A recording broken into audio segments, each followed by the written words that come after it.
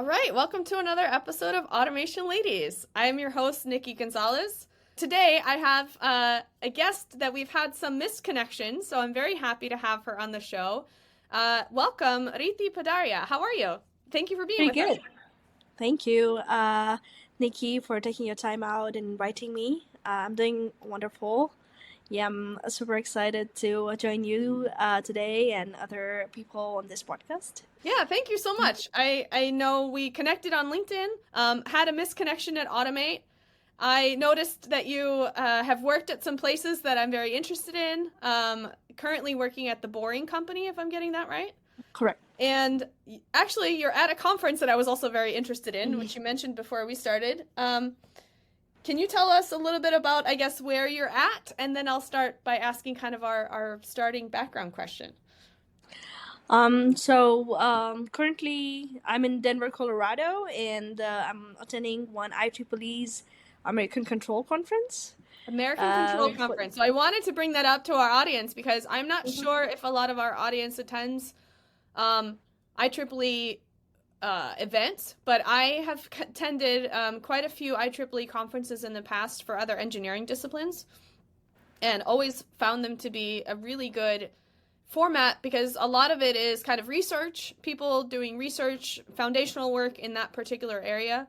And then also commercial applications. There will be some companies, that sort of stuff. There's typically papers being presented. Posters, there's a poster section usually where people earlier on in their career or doing research can present their ideas. And maybe it's because it's an IEEE conference and the controls engineering and automation world is not necessarily filled with all electrical engineers, right? Which is That's right. IEEE stands for the International Electrical Engineer. What's the third one for? I don't Electrical remember. and electronics engineers. There you go. Electrical and electronics engineers, which we certainly do have electrical and electronics engineers in our sort of listener base and our community. But I just haven't had people talk about IEEE conferences before. So I would encourage anybody that's interested that is either a member of IEEE or is an electrical engineer or electronic engineer to consider checking it out and then maybe checking out the ACC conference. Yep. So with that, I would love for you to tell us, how did you get into automation and what, kind of tell us a little bit about your journey. Yep. Absolutely. Yes, when I was in high school, I used to watch the show called Habits Made. Oh, yeah, okay. I came from school. Bit nerdy, but I think I used to have fun. It was pretty cool to see how toys were made and then cars were made. Mostly, I think it was kind of cool to even see how candies were made as a kid. And over the period of time, I just wondered, what are the ways that we can basically make these processes automated in a way that people don't have to do mundane work. At the beginning, I was just trying to figure out how to visit such factories where I can basically understand what is going on rather than just watching those things in the TV. As I grew up, I developed my interest in mathematics and physics, and eventually I decided to study electrical engineering. And that fascination of how industrial products are manufactured stayed with me, and then I decided to do the internship while I was doing my master's, and I definitely enjoyed that. I was like, wow, this is kind of cool that you get to see something which is an idea all the way to something which is being mass produced and being used by many people all over the world, and not just in one industry, but in multiple industries, starting from food processing to process, automotive, transportation, so on and so forth. And after that, I got a job at Kimberly-Clark. So I worked on Kleenex manufacturing products in Connecticut. Very well-known product. Everybody knows. Yep. And whenever I walked into the factory, I had my head blown because I had no idea that just something as simple as tissue could require maybe 75 or 100 different steps from the time you get simple pulp all the way it gets from all the way till it gets packaged and get distributed, and that too in so many variants, based on the way people prefers.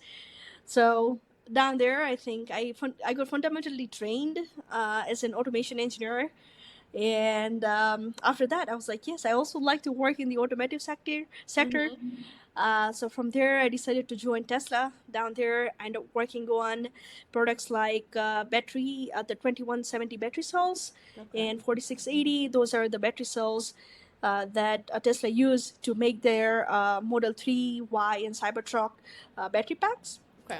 As well as I worked on megapacks, those are container-sized battery pack in which um, people or the industry could store the electricity during off-peak hours and then sell it during Okay. peak hours. So that's for Yeah. that way they can make money. So overall, there was a giant best from like me coming from process industry to automotive industry. Overall, I like Megapack weighs about like 15 to 20,000 pounds, Wow. and like seeing them or figuring out a way to like convey them from one station to the other. Like the exact opposite of a tissue, right? In Yep, terms of exactly. size, weight, everything. Yep, absolutely. Yeah, that was pretty cool. A product to work on. Overall, different challenges that I end up working on or taking on to be able to like automate that. And that factory, the Tesla Megapack factory, which is in Lathrop, California, that was the first ever first of its kind factory that we made it or built it out there in the world, because nobody else was producing megapack size, container size, pretty much the battery packs out there in the world. Yeah. So that was another challenge. And after that, I ended up joining Heirloom. That's a carbon capture startup. Oh. Uses basically limestone, crushed limestone, and then exposes that to the atmosphere for 3 to 5 days. And over the period of time, it basically absorbs the carbon dioxide. Wow. That just to um, basically save the environment. And the compressed carbon dioxide was the product that was sold to the customers who were building hospitals or any sort of buildings, or they basically mixed that carbon dioxide with the concrete so they would get permanently stored Okay. in the product, where it would basically not harm our atmosphere. So somewhat similar to what I was supporting at Tesla. It's like working towards climate change, or at least accelerate Yeah. that climate energy mission overall. And after that, currently I'm working at the Boring Company. So we are digging underground tunnels in Las Vegas. We have gotten a contract to dig 68-mile long tunnel all around the Strip area, which is Oh, cool. busy. Yeah. Out of which, yeah, we have, I think, completed about 12 miles of it. Man, I was just in Vegas like 3 weeks ago, and it was so hot, I just didn't go outside. Yeah, maybe going under the tunnel would have helped a little bit because it's colder. Yeah. It gets pretty hot down there in Vegas. We have tunnels actually here in downtown in Houston, like going between buildings. Mm-hmm. With I think there's like some shopping. I actually haven't been down there, but I've heard about it. And it's so that you don't have to like go walk outside in the extreme heat to get between these places in the daytime. Yeah. And I think obviously with the acceleration of global warming, places are going to get even more hot. We're going to need more underground. Yeah. Yep. Very cool. Yeah. So the main goal of the company is to save people time when they are commuting or transporting from one location to the other. Yeah. So the newest concept that the Boring Company is trying, which is different than the other Boring Company, is that whenever we actively dig the tunnel, we'll not have people inside the tunnel operating machine, but we will instead be doing that from one office. It's like a remote. So remote control center. And then of course, whenever there's a maintenance issue at that point, somebody will be taking care of those. But that's a huge step forward from what other traditional Boring companies are doing. Company have produced like 4 different versions of a Perfork machine. That's the fleet name that they have given. So in all of the roles that I've taken, I use PLC, like programmable logic controllers, to be able to automate machines that could produce parts, or basically automate the processes that we need to do, while keeping the safety in mind. So we have safety logic around the entire design that we have for a specific machine or the stations. Apart from that, I work on developing user interface, like human machine interface, particularly that get used by operators who is operating the machine. And I also configure SCADA system, supervisory control, and data acquisition. So as issue occurs, let's say in the past, or if something is reoccurring, we can capture those data, and then we can reevaluate or evaluate specific scenarios, so we can prevent the downtime, or could sometime figure out the root cause based on the data that we captured that comes from like PLC gathers it, we put it and send it to cloud, things like those. And currently I'm leading a team of 3 people in Las Vegas at the Boring Company. And apart from that, I'm also involved in some other societies, like International Society of Automation, IEEE. I'm happy to talk more about it, but in short, like how I got into automation basically started from like high school, where I started watching the show and started taking action towards it one after the other over the period of time. That's very cool. Like you kind of you found something that you really wanted to do and were able to get after it. The show How It's Made gets brought up a lot in our podcast, in our conversations, because it's kind of the only show that anybody can think of that really showed them the inside of a factory.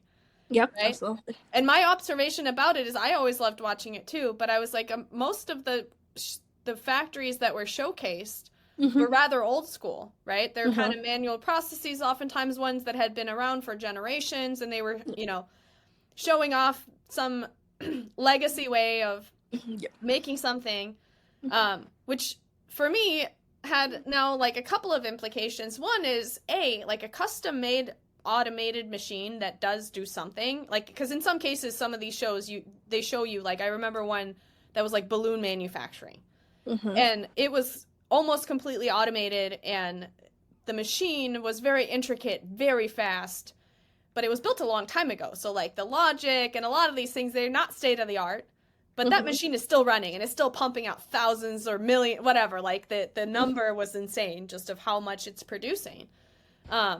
And it shows that like this automation these machines can last a really, really long time if they're properly maintained. And sometimes, you update the controls along the way.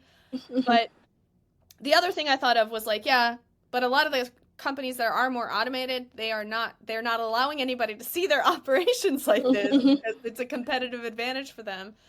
And so to me, it's always been a little sad how few people really realize how cool this stuff is. And it's cool that you kind of saw that and were like, how could it be more automated? And I want to see more factories, because I didn't see a factory tour until I was in college. And it just so happened to be that we had like a brewery tour lined up when I was studying abroad in Mexico. It was one of the extracurricular activities that we could do from school, because there was a Coors brewery in town.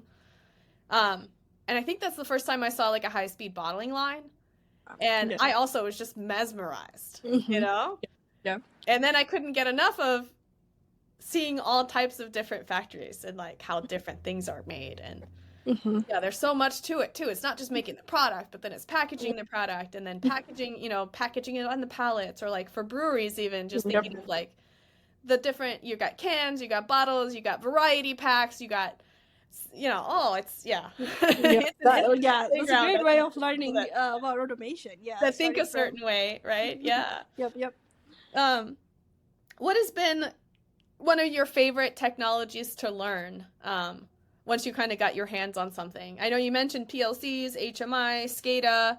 I'm sure you've worked with a variety of other things, along the way in your career. Do you remember anything in particular that when you discovered it or first worked with it, you were like, oh, this is really cool? Yep. I particularly like to talk about the virtual commissioning. Mostly, whenever I had heard of that in the past, I thought, oh, those are the technologies just for the labs. You cannot use that in the industry. Yeah. But I was proven wrong when I was deploying one of the robots at Tesla's Model 3 battery manufacturing line, where we had to basically revamp the station. In other words, like there was already an existing station which was like few years old, but we were having some repetitive issues. So we had data collected But based on that, we wanted to see how we can modify our existing station in a way that it could produce more number of parts through the station. And we did not have enough amount of downtime, or let's say several months. We were Yeah. given 4 months to be able to like figure that out. At that point, I thought like we can just give a shot to virtual commissioning and see how we can pretty much mimic the issue that we are having at the station virtually in the computer. Yeah. And how would we go about like solving that problem. So like PLC would be talking to robot would be listening which particular program is being asked to run, and they would complete the task. And at any given moment, I would just randomly fault the robot and then figure out the recovery sequence. Yeah. So there were multiple location where it was faulting out, so we had data. So like at that point, when we leveraged the virtual commissioning, in short, like kind of rewriting the robot code in a way that would not only reduce the cycle time to be able to finish the process on one product, but also told us how can we minimize number of moves when, let's say, at that point we were picking the board from one location, the PCB board, to the other, and we were applying that board on the battery modules to be able to gather the data about the battery overall. And whenever I was going through the iteration of like faulting out robot at any random time, I collected more data by just producing random faults. So, in based on that data, we were able to even further save the cycle time. We were able to also save the troubleshooting or the commissioning time, because I was able, once the code was rewritten for the robot, I was also able to test it. And what at that point, I was able to like cure out many bugs beforehand, before that code was like deployed on actual station. So that was, in my opinion, kind of cool. And there are still so many products that nowadays I see that are coming out where you can pretty much import the 3D view of your drawing that mostly mechanical engineers designs, and you deploy that in your robotic tool. Like a RoboGuide was the tool that I ended up using for Connect. And we had a third OEM system in which we were storing the data. So all three things like PLC, robot, and OEM, all of them were communicating to each other just virtually. And it ended up saving us about like 2 weeks of downtime. That's great. I mean, and that's then, huge. Yep, and OEE was improved by like 7%. Wow. So so that was a cool one. I thought the virtual commissioning is not good for that. It's just good for you to figure out maybe a small level project where maybe just the PLC is commanding few actuators and small devices, not something complex as like a robot where it's doing multiple tasks and have to choose like multiple different boards that it had in front of it, having a rejection cycle, recovery cycle, all of that. So that definitely pumps me up. And now I keep using the similar tool for other project that I work on. That's one example I could think of. That's really cool. That's one that I kind of wish that I had a chance to play with when I was back in the industry doing some stuff on the floor myself. Like, we did not have that ready yet. And I myself haven't heard too many stories of actual successful stories like that. I definitely have also heard of, I mean, systems integrators starting to do more virtual commissioning or OEMs, right, before they actually go on the floor. But to kind of take a trouble piece of the line, redesign it, and or use it to figure out how you can improve. I haven't heard a story like that before, so that was very cool. Yeah. I can see why having that experience and now the ability to apply that to many more problems as you see them, right? That's a great tool to have in your toolkit. Definitely. I think it's engineers, another friend, just like ChatGPT helps you along the way as you try to solve specific problem through prompts. I think virtual commissioning is a similar way. Are there any new tools that are not quite there yet, but you have seen or glimpsed that you think are promising that you're excited to potentially get your hands on? Yep. So another tool that I recently learned from the startup, which is based in the Bay Area, what they're doing is they are developing a platform in which people could write down the code in Python or C, Okay. and then based on that code, you can automatically convert that logic either to ladder logic, structured text, and function block. So Oh. Aaron Bradley, like Backup, all of those platform, all of those companies have like their own tools like TwinCat, Aris Logics, but Yeah. I've not seen this, and I feel like people who are even in the computer engineering, if they have developed any interest in like manufacturing and automation, Yeah. just because they know Python and C, Yeah. they would be able to like come towards this field. I've seen that. I read the statistic somewhere that the only 5% of all the people who are controls engineers in the United States are below the age of 32, and I Yeah. feel like that number is low, and we need to like encourage more people to get into this field because it's cool. It's like you can do many things, hardware plus software. It's a like dangerous combo. Like you, so people who actually are interested in like computer science would like to come in. I feel like tools like this would definitely get them more excited. It's not there yet. I feel like it's so that the startup who have developed this, they have only developed this for Ellen Bradley tool, Okay. but the codices is the background or the application that all of these company mostly use Yeah. to be able to make their environment. Like TwinCat is also depends on codices, and codices you could have the Python, C, stuff like that. So I feel like it will eventually come to for other platforms too. Like Backoff is the PLC that nowadays I program or have been programming in last few years. But before Okay. that, I programmed Ellen Bradley. Transition is not too bad, but like 6 months maybe here and there to be able to like get used to of those new techniques of like dealing with to be able to deal with like how to troubleshoot or how to integrate something.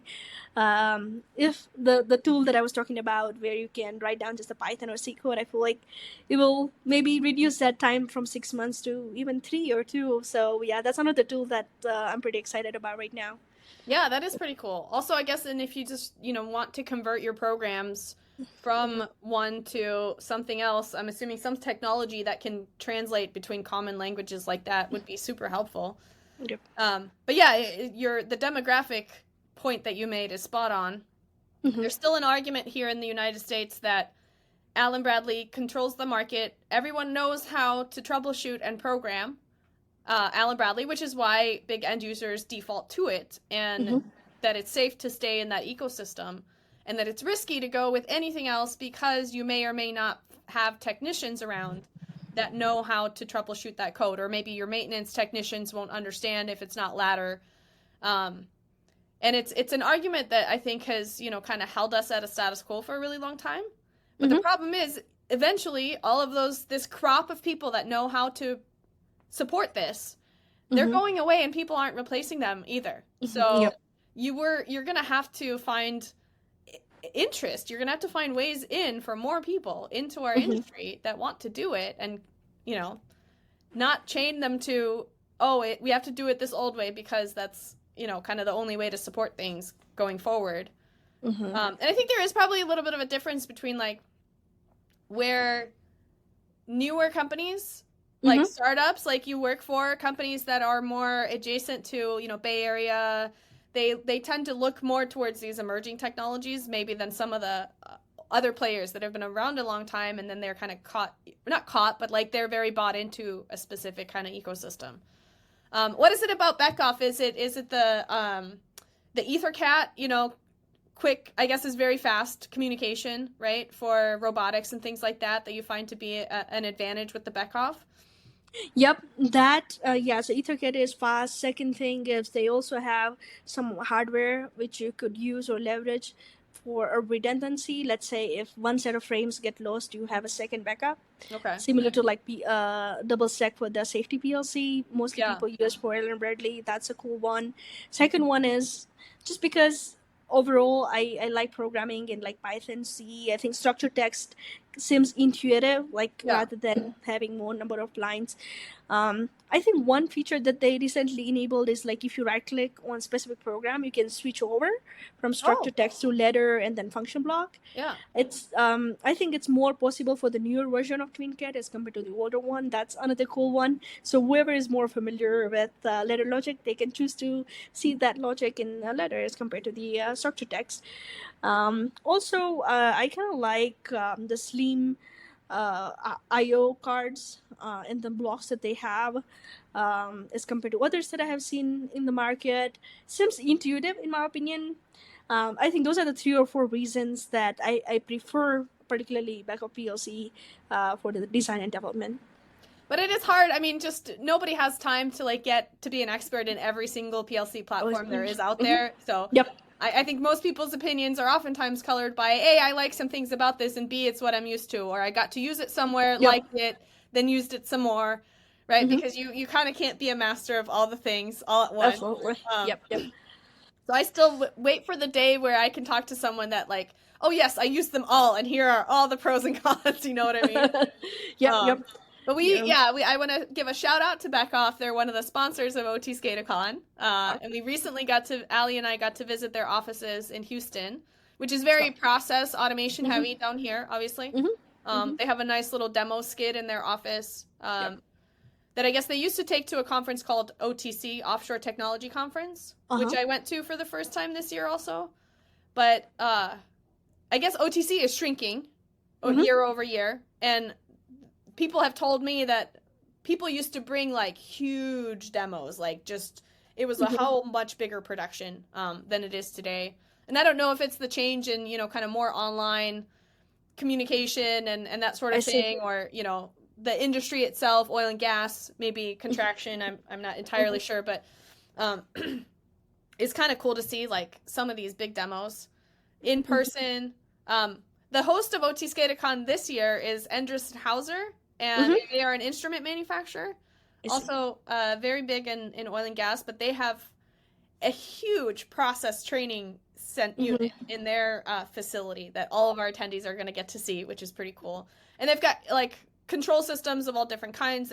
I think mostly Alan Bradley on the PLC side, but different things mixed in. So it's not just like one Bender's thing that you're seeing. I see. Got it. But one of the reasons why we've liked having OT SCADACon at experience centers is Phoenix Contact hosted us last year.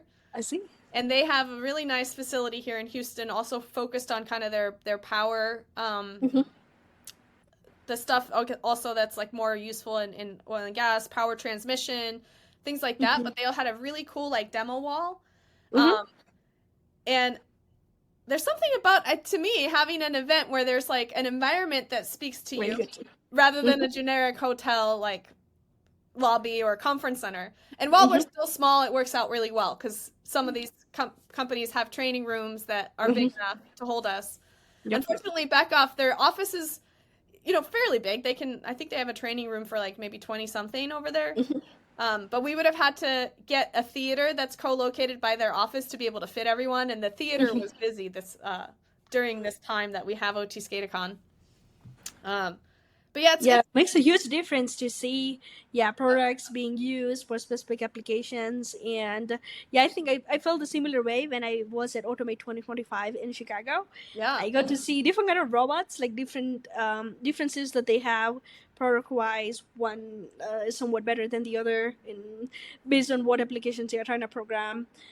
Same with lots of I/O module options. I think Phoenix Contact is where I started my internship. That was, I think, my first career. I mean, my first job as an intern in this field overall. So I also end up seeing new I/O modules and all. I feel like it makes a huge difference where you get to like see them in action as well as get to compare. Based on like what you like to do for specific projects. So I feel the same way that just being there, seeing those things makes a lot of differences compared to just sticking to like one location where you just only get to see one product. So was this your first time at Automate this year? Yes, it was. Yeah. Okay. And you only had one day, you said? Yes, I was. Yeah, I was delivering a talk. I bet that was overwhelming. Like you couldn't have walked the whole floor in one day, right?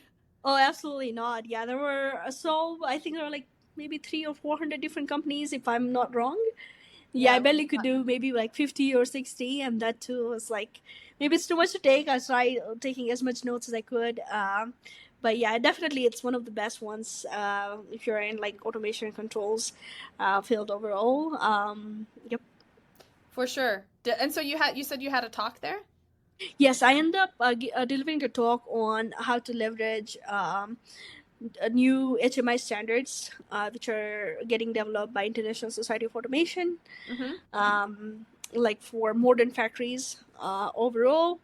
There are some standards which has come out over the span of time, but some of the lessons that I had learned over the period of time where like HMIs is cluttered, or the choice of colors are wrong, or they're a bit distracting, or the choice of the, let's say, the touchscreen or the tangent is not chosen wisely. Like things like those were the topics that I ended up covering during my talk, and yeah, I think it was a good conversation. I ended up getting an audience of about 30 people, Oh, and great. yeah, I hopefully wish I they. had caught it. Honestly, that's my area now that I want to be involved in. But it's hard at a show that big. You Oh, it just is. Yep. you can't be everywhere, Mhm. and there's so many potentially interesting things to do. Yep, Uh, absolutely. Man, I would love. Do you have slides from your talk now? I'm gonna nerd out Yes, I to do. Yeah, it. definitely share that with you. Yep, yep, I'm so bummed I missed it. Yeah, yep. maybe we should do a webinar sometime based Yeah, on it I'm if okay you're with that. Yeah, interested. as long as, yeah, if it's helpful to any of the people for Yeah. the audience. Yep. I think that would be really helpful. So I know, yeah, there's quite a bit of debate about good HMI design, and I think sometimes there's context around that depending on what the use case is. It's not always that the standard is going to be ideal. There Mm-hmm. are outlying use cases for all kinds of things, right? But the point of the standards is to try to make sure that for the majority of applications there are common standards, particularly when it comes to things like safety and operator strain and making sure that things are designed in a way that then can be operated properly, right? Absolutely. Yep. Yeah. Sometimes I've seen myself in the situation where operators are not able to find the buttons because they're like two or three levels down, right? Oh Like, yeah. and the factories which are as big as like Tesla's, where operators, same operator might not like run the same station. They would just shuffle around uh, to keep the work bit exciting, as well as making sure they understand many process steps along the line. Yeah. So if they don't find familiarities between two different HMIs, even though it is from it is they're there to develop the same product. Mm-hmm. I think, yeah, that's another disconnect that I've seen. I feel like the HMIs are mostly there to help operators and keep them safe. If they Yeah. need to like stop any process at any given point, if they stop, I mean, they should be reachable. But if they are not, like how they react at that given point. Have you had a lot of frustrations with HMIs coming in on, I guess, equipment built by other OEMs? And More, go ahead. what kind of variation, I guess, do you have any kind of stories or examples of like the worst thing that you've seen that you hope never to see again in an HMI? Yeah, yeah. I think most of the time the HMIs that I have worked on used were developed internally, but that Mhm. doesn't mean they were always perfect. Oh, okay, okay. So even internally, there's Yeah, differences and changes. yep. Yeah, okay. Yeah. So I have worked with Factory Talk, that's from Eleanor Bradley or Rockwell Automation.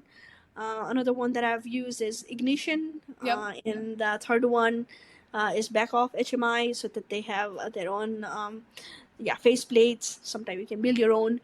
Similarly, so some of the discrepancies that I've seen, even for the internal HMI projects that I've seen, are there like the faceplates would not look similar. Those are nothing but just showing which interlocks are okay, which permissives are okay or not. If something is running faulted, what were the error files? Let's say if something was faulting out.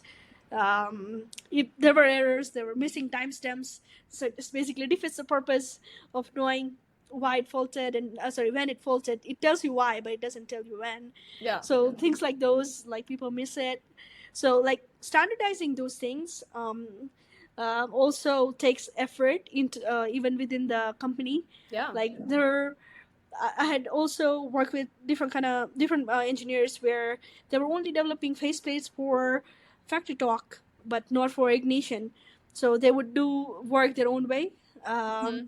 But if they do not collaborate, or if they do not discuss even internally within the company, then it would also confuse people overall. I Yeah. mean, it takes lots and lots of iterations when particularly we are developing those faceplates from Mm-hmm. scratch for multiple platforms at any given point. Yeah. Yeah, same with the color standardization as well. If something is in manual, do you put it in gray color, or you want to put it in blue, versus whatever the other standards are there from the International Society of Automation and um, IECs.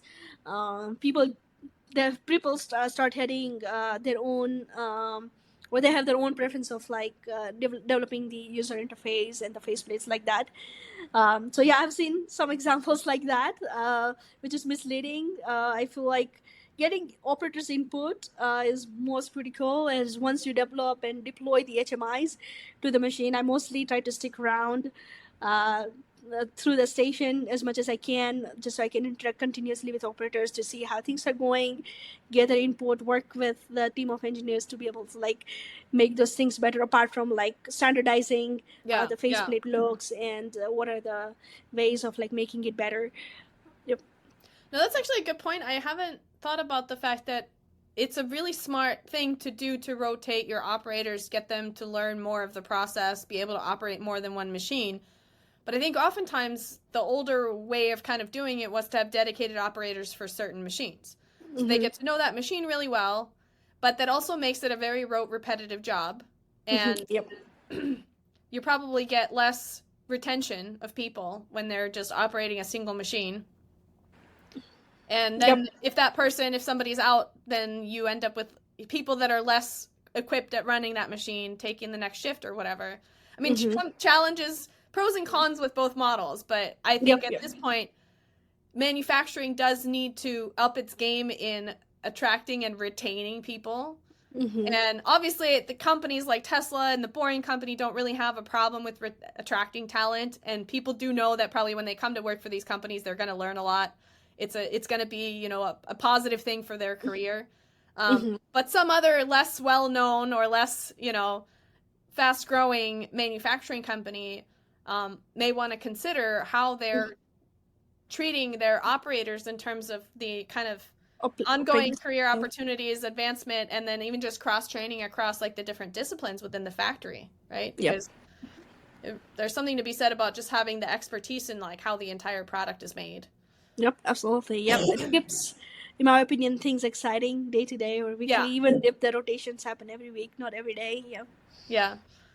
What about scheduling? Do you have a very is it very demanding being in a type of position you are in terms of like the times that you have to be available, or do you feel like you have, this is a dumb word, but I'm going to ask it anyway, some work-life balance, or are you pretty much all in on the work right now? Yeah, it's mostly all in. Yeah, it's mostly maybe 55 to 60 hours a week kind of schedule is something what I follow, including my team members as well. Particularly just because the boarding company is still a Series C startup. We are trying to figure out to make our operations much more smoother. Like when I was working at Tesla, many products or the stations were much more mature because we had redeployed a similar station in multiple factory. Like for example, I supported the projects at 3 different sites, so up to some extent they were replica of each other by even, let's say, 85 to 90%. So there was an overlap, but right now even if we started having overlap, because we have 4 machines, our 4 looks drastically different than our number 2 and 3. So when it comes to like upping the game or increasing keeping up with the skill level is somewhat more demanding than what I was used to in my previous jobs. But in fact, it's definitely exciting because I'm getting to learn about hydraulic systems, which I hadn't learned in the past. So yeah, I feel like even though I'm a controls engineer, I also wear a cap when I'm acting as a mechanical engineer, where I have to troubleshoot hydraulic issue.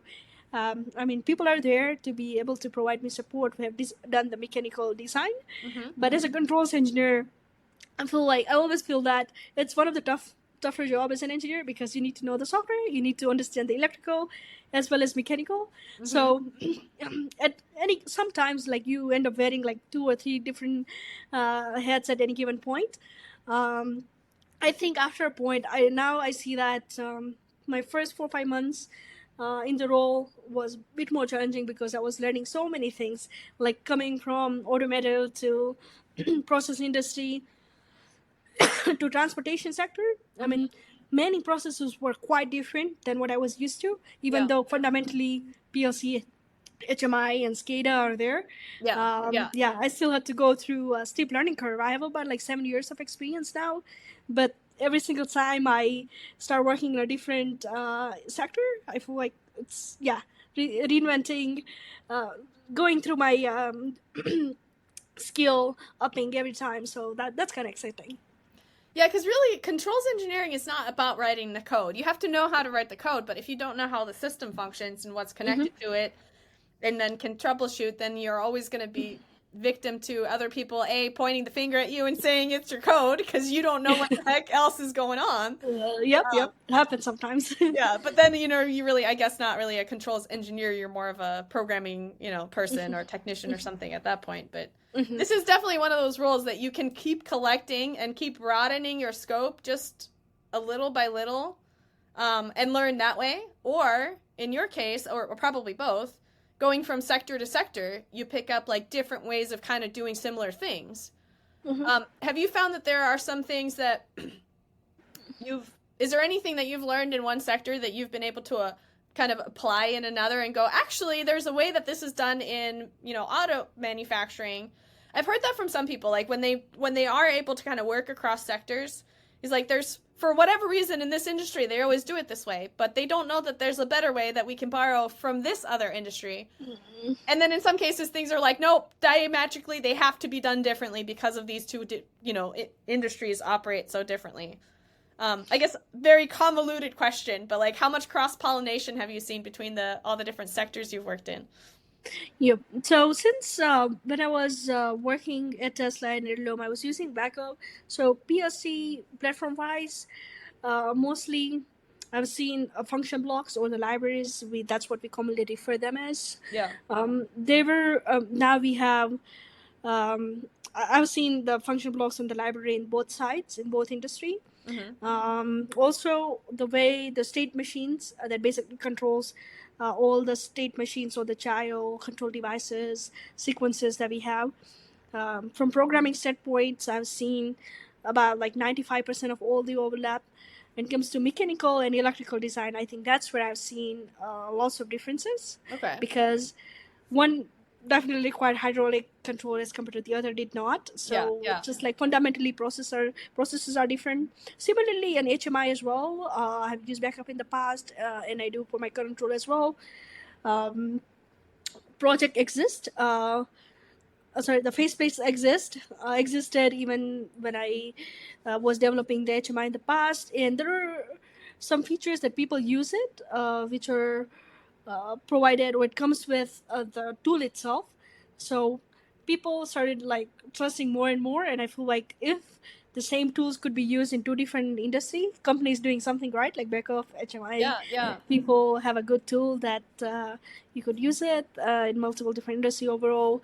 I think those, the PLC and HMI wise, I see lots of overlap. I would say maybe about 70-75% overlap. The new thing that I learned in my current role is how you link your input and outputs in the PLC. I have some of software engineers in my team. We have written a Python script in a way that you can automatically link the inputs and outputs. You don't have to manually do it, which is really time saving. Like maybe you can save 4 or 5 hours because we have like thousands of input outputs and motors, so on and so forth. So pretty much you would have about like over 2,000-3,000 tags that need to get linked. So that is time saving. That is something I hadn't used in the past. But apart from that, PLC wise and HMI wise, lots of overlap. Yeah. What if you got a chance to start over in a new industry tomorrow? What do you think you would pick? I would love to work in energy sector. Okay. It excites me. I'm by training. I'm an electrical engineer, Yeah. and I feel like I know we people in general keep talking about nuclear energy. If we can make it work, we could have our electricity being generated at like few cents per. I mean, it's already few cents per hour, like 10 to 15 per kilowatt hour. But if we can even bring it down by half of the cost or one third of the cost, Yeah. lots of research and development is going on. But I feel like it excites me overall because it will come with the new challenges, Mm-hmm. different way of like designing the safety system. Like people have learned in the past that nuclear power plant could be somewhat dangerous if they are not Yeah, obviously safety is one of the programmed well. biggest things to Yeah, think about there. yeah. So I've seen that like whenever I have some free time, I read books about them or some blogs. I particularly follow Titans of Nuclear. That's one of the podcasts where Okay. experts from nuclear people who are nuclear physicists or who are working in nuclear power plant industry overall, they come down there and talk about what kind of challenges that they run into and how to go about like solving the problem. So yeah, I think that's one of the sector that I like to explore. Maybe in the future. Another one is space exploration. I feel like doing something where pretty much not many people could get damaged because it's within the one factory, but if something you have developed that could get launched into space, where safety is another Yeah. most critical element in that one as well, just like nuclear energy. That's another sector that comes in my mind because I now I'm learning about hydraulics, propulsion. Those are the concepts mostly they use also in the space industry Mm-hmm. as well. So that's another sector. A sector overall excites me. Very cool. Isn't it fun now that like we have podcasts of experts in a niche area Oh, that very cool. Yeah. like you would never really have been able to learn all of that stuff in your spare time if you weren't, either going to university for that program, being able to listen to these professors or something, or had a job where they, you got a chance to research that. That's one of the Yep. things I love about podcasts now. I like to listen to like experts in their field talk about Yep. their thing. Because I can learn more in 2 hours, like Yep. just listening to Absolutely. them talk about their Mm-hmm. special interest than because like I'm not going to go out and like spend my days reading all their papers, right? But if Yep. if I get to hear them passionately talk about the thing that they do for a Yep. couple of hours, they're going to hit some of the gold nuggets that like I would just never. It's amazing and cool how much knowledge like we can get nowadays. Absolutely. Yeah. Like Thank you first for person from the starting. from the people that Yeah. are have devoted like their entire careers or their entire lives to researching Mm-hmm. these things. Yep. Absolutely. And one thing that I like to add to that point is it's like if you try to network with someone, let's say via LinkedIn or a conference, I feel like you might get to meet that person Yeah. or not. But podcasts, they're recorded. Yeah, you can listen to them anytime. And as you said, yeah, gold nuggets, like those people literally come to those specific conclusion or ideas after like so many iterations, Mm-hmm. and they're just there for you to like grab, implement, read more from Yeah. some of the topics that they describe. Yep. Absolutely. Well, now you're added to the roster of experts on podcasts and event conference speakers that people are going to want to learn from. And so with that, it looks like we're coming up on, close to the end of the episode here. So what interests do you have in connecting with people that are interested in the same things as you? Where can people kind of find you? Is there anything that you're looking for in terms of, maybe in the next 6 months to a year, people that you would want to connect with or areas that you want to, explore or get together with on? Yeah. Yeah, mostly I try to collaborate with people through International Society of Automation. Okay. That's where I'm serving as a technical assembly member as well as technical the committee Okay. for the automation and controls. Okay. So we have several groups, but particularly we are basically have multiple forums under automation and controls where people from all over the world come post their questions. We have conversations going back and forth with any questions that they might have, or if there is any specific projects that they are working on and would like to share, get their input, or even host the Connect Live. That's one of the live sessions Mm-hmm. that we do. So yeah, that's one of the way that I collaborate with other people. I'm also heavily involved in the standards development at the International Society of Automation. So ISA Okay. 112 is for the HMI and SCADA. There's ISA 88 is for the batch control for the processes. Also 101 dedicated for the HMI. So they mostly revise standards maybe every 3 to 5 years because some of them become obsolete or some new ideas have emerged, and like to make sure that people in the industry come to know about it. So Yeah. people from all over the world, they meet mostly once a month Okay. for 2 hours. And I have been to ISA's Automation Summit and Expo. They mostly have it in every year, October. Okay. That's where I get to meet with people from different industry like digital transportation, transformation, cybersecurity. Like Yeah, not because necessarily ISA has just. a lot of different divisions, Yep, and the yep. divisions have kind of their own groups and their own Hmm. things going on. And Hmm. then is that as a joint meeting for like all the different divisions to get together? No, mostly we do division by division as of Okay, now. okay. So you're still talking about within the automation and controls Mhm. division. Okay. Yep.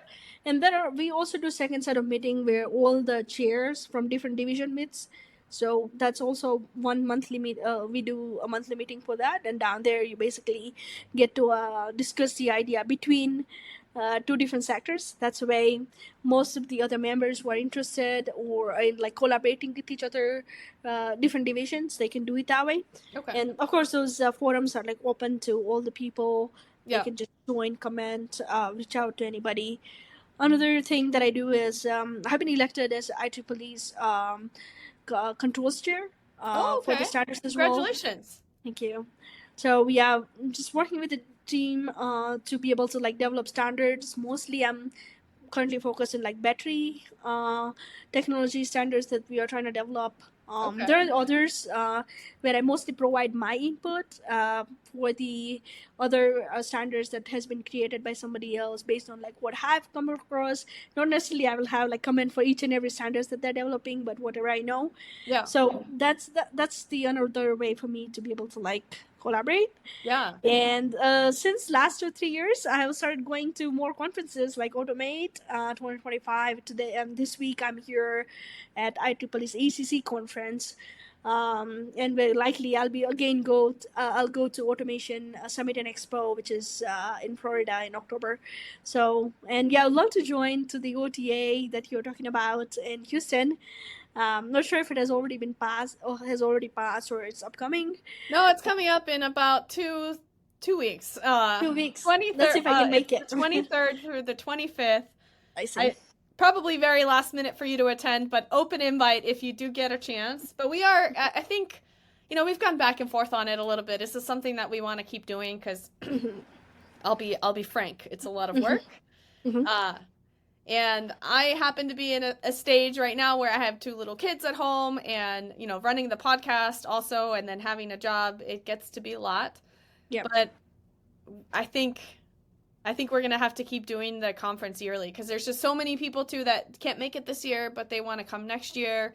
They want to speak. They want to come share their ideas. And it really is something that is hard to just walk away from because I think what has happened at the first conference, which was relatively small. I mean, but for a first one, it was like we wanted to sell 50 tickets and we ended up with like 80 people roughly.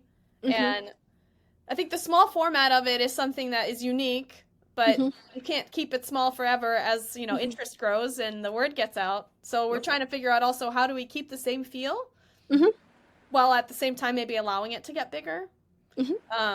And so, the answer to that is probably a little bit more of like different tracks or, something like that. But I think we also then need more outside community involvement and just try to get more people involved in the planning and everything. So a lot to think through. But I getting these right people together in a room, and then interacting on a regular basis. I mean, that's really what it creates a lot of things in our industry that are badly needed that nobody is going to do in their job alone, right? Yep. Um, That's definitely challenging to do. Keep up. yeah. But. And obviously you're a very active contributing member to the industry in multiple different ways. Partially it's just reminds me of how many different associations and niches and things are out there that I'm missing out on. So now I'm getting total IEEE FOMO because I'm not a part of any of the IEEE stuff anymore. But at the same time, you can't be everywhere all at once. Oh, yep. But Yeah, what you and can do, and this is what this is doing for me, is now I know someone that is on those committees, right? I know somebody that is active in those communities. So when these topics come up or if somebody has a problem, I now have more resources at my disposal. Thank you to you to direct other people to.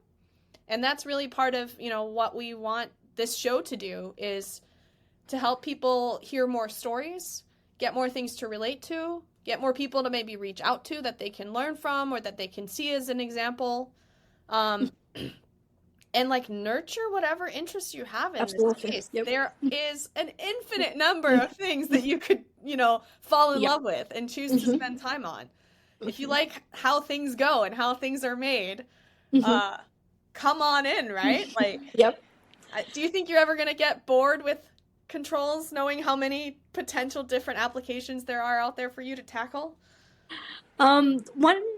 Recently I ended up reading one tweet about how we can disrupt manufacturing industry in a way. Like when industrial revolution started, we have seen more and more products getting mass produced. I feel like once we'll have humanoid robots walking in the factory, which I've seen every now and then at Tesla factories, Optimus robot particularly. But I know many companies in the Bay Area, like Figure AI and many others, that I also end up seeing at the conference, where they end up bringing the robots and they're basically programming the robots in a way that could be useful not in the house but in the factories as well. I feel like that would have once we can have some such robots like that in the factory, I think manufacturing will have AI kind of movements, and I am pumped about that. I think we are maybe decades away or more. I was about to say, what kind of time horizon do you see? Because I know it's probably within our lifetimes, but I have a hard time gauging whether it's, the people say the next 5 years. I'm not quite there thinking it's going to be that fast, but it's coming. It's it's undeniable. There's enough people pouring enough resources into this problem that they will solve it eventually. Yep. Now that we see more companies like Waymo having their car being driven around now in San Francisco, and now also in Phoenix, I think they started that last year. I still don't see even the robots walking outside in the Bay Area itself. So I feel like it's a bit far. I mean, maybe closer to a decade or more. But people are definitely taking huge interest overall, and having robots as right next to the station to be able to operate, just maybe do mundane tasks which people like not to do, something maybe something heavy, things like that. So I feel like I have enough bag of things which gives me excited to stay in manufacturing. I cannot think of any other things as of now, but let's see when we can get there, and even get more people to work in manufacturing overall. In my opinion, it definitely has the potential to have computer engineers, scientists to work in the manufacturing overall. So I'm also, again, pumped about that too. Yeah, and I would say, the water is warm. It may not pay as well right now, but it is there for, unfortunately, I guess a lot of the big software companies are laying off people because they've been able to use AI to automate a lot of the software engineering tasks. And then if they can apply those software engineering skills to more manufacturing or physical automation, especially with potentially some of these tools bridging that training gap or the differences, right, in the knowledge that you need to be able to do some of this manufacturing stuff. I think there's a bridge to kind of get some of that talent into our industry for sure. But it's always rocky. You don't get a one-to-one change right away. Well, I guess, so with that, I would like to leave you with, is there anything that we didn't get a chance to talk about in this episode, or any resources or causes that you want to make sure that we get out to our listeners before we say goodbye? Yeah, I'd definitely like to point one thing out. I mostly find myself being the only or few women in team of like maybe 90 or 100 peoples. If you're a woman and are interested in like working in manufacturing automation, go for it. Feel free to reach out, female, male, whoever Yeah. is interested in manufacturing automation. I'll try my best and help you in whatever ways I can. Feel like I don't want anybody to get discouraged just because they're the only standing person in the room. Yeah. You definitely find your table. You make your way. It takes maybe somewhat more persistent if you're only by yourself, but there are many people who are willing to help. Particularly, I've seen at IEEE, ISA. So in whatever way, if I can help you, feel free to reach out to me via LinkedIn. Nikki, if you cannot share the LinkedIn link anywhere, I can maybe provide the email ID that audience No, might would like to have. Yeah. unless you want, I'm sure our listeners would not harass you over email, and I don't know that it would do any bad saying it out loud, but there will be, so what we do for our guests is we have a guest profile that, so if anybody goes onto our website, automationladies.io, it should be also linked in the show notes of this episode, but your LinkedIn profile link will be should be in the show notes if you're listening on Apple or Spotify or whatever. But you can also go to automationladies.io, look up this episode or Riddhi's profile, and then we'll have your LinkedIn there. And then any time in the future, if you want to update us with any new links, like if you have a new project or a website or a presentation you'd like, our potential listeners to know about, then we can update that profile with any links that you like. All right, sounds good. So now you have a way to reach out to me. Yeah, feel free to reach out. I'll try my best in whatever way I can help you to get excited about this field like I am. Awesome. Well, if you're listening to this, add Riddhi to your network of friends and people in this industry. And a big part of, I think, what we do too as kind of an informal community or network around the people that have been on the show, that get on the show, is we all kind of have the same mentality, right? There's a reason we're willing to share our stories or talk about what we do, is because we typically want to make it more accessible. We want more people to know about it. And I would venture to say that pretty much anybody that has been on this show is open to helping other people in the industry that want to find their way, that need support, that maybe need some encouragement and some advice. What I always tell to people seeking advice, though, is think thoroughly about what you're asking of someone. These people are incredibly busy. They have a lot of demands on their time. And so just be respectful of what you're asking and try to be prepared. For instance, don't come asking, tell me how to get started and grow in this industry. That's a really broad question. Like, go talk to ChatGPT first for a while. Ask your basic questions. Do a little bit of basic research. And then come and ask specific questions or ask for a specific referral or ask for help with a specific problem when you reach out to one of the people in our network, because we all want to help, but we also all don't have the time to tell everybody everything all the time. So with that, thank you so much. If you're listening, thank you, Riddhi, for joining us. And I really appreciate you being part of our network. It was a pleasure to get to learn about your story and what you're working on. And I definitely hope to get you on maybe a LinkedIn Live or do some sort of webinar where we can share some of your insights from your HMI talk at Automate this year. All right, would love to do that. Thank you so much for your time and loved being part of this. All right, thanks everybody. Bye-bye.